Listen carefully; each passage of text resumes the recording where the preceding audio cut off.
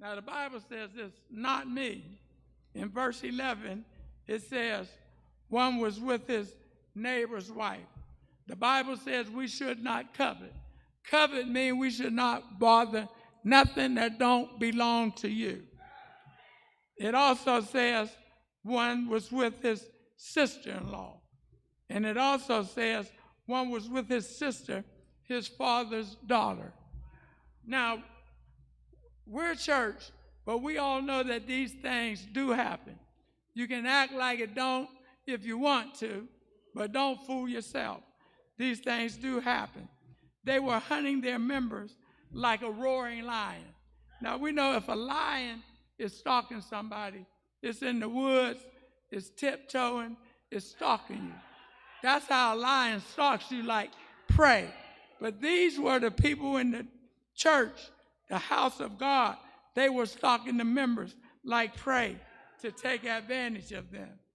It says they were making widows out of them. How do you make a widow out of somebody unless you kill their husband? It's the only way it can happen. They took treasures. They took gold and silver, precious things out of God's temple, sacred things they had no respect for. It's like the communion tray. The communion tray is sacred. This pulpit is sacred. You just don't walk up on it and throw something on it. You don't use the communion tray and throw it down. You don't take the Bible and throw it over your shoulder. You don't put your foot on the pews.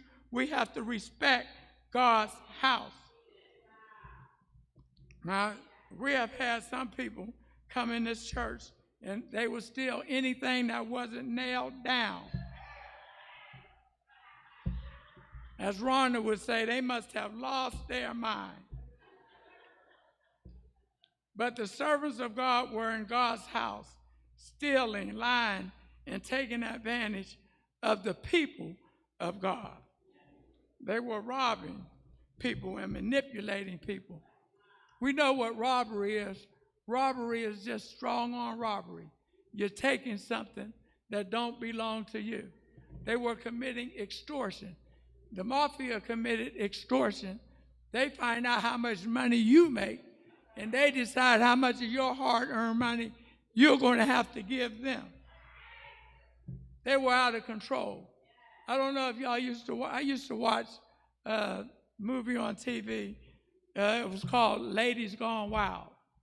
And at Ladies Gone Wild, they were high school kids. They were at the beach. They were letting everything hang out. But this time, it's priests gone wild. This time, it's prophets gone wild. God said they had profaned his Sabbath. The Sabbath was God's day of rest. God created the world in 6 days. On the seventh day, he rested and made it holy. On that day, no one was supposed to do any work. The men wasn't supposed to work. The women wasn't supposed to work. The slaves wasn't supposed to work. The animals wasn't supposed to work. This was a day to remember God and all that he had done. And the priest was supposed to check on the people and make sure they were honoring God's Sabbath.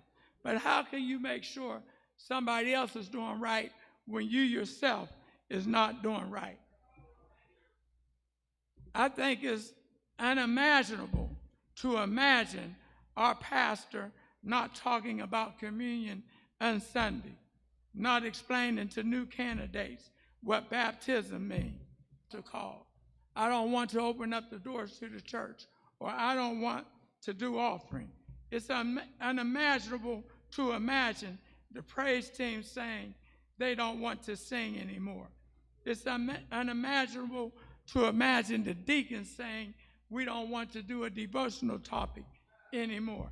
It's unimaginable to imagine the trustees saying we don't want to be responsible for cleaning the church or the property of the church anymore. The pastor's hair is gone now. But it's unimaginable to imagine us not doing what we're supposed to do in the house of God. In Jesus' time, the first day of the week was Saturday, but it's been changed to Sunday because early Sunday morning, Jesus got up.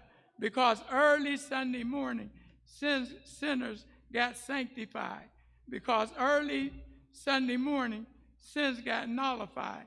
Because early Sunday morning, Jesus hung his head on the cross, but he got up so you and I can live again. I remember we used to song, if it had not, they nailed him to the cross, he could have come down, but our souls would still be lost.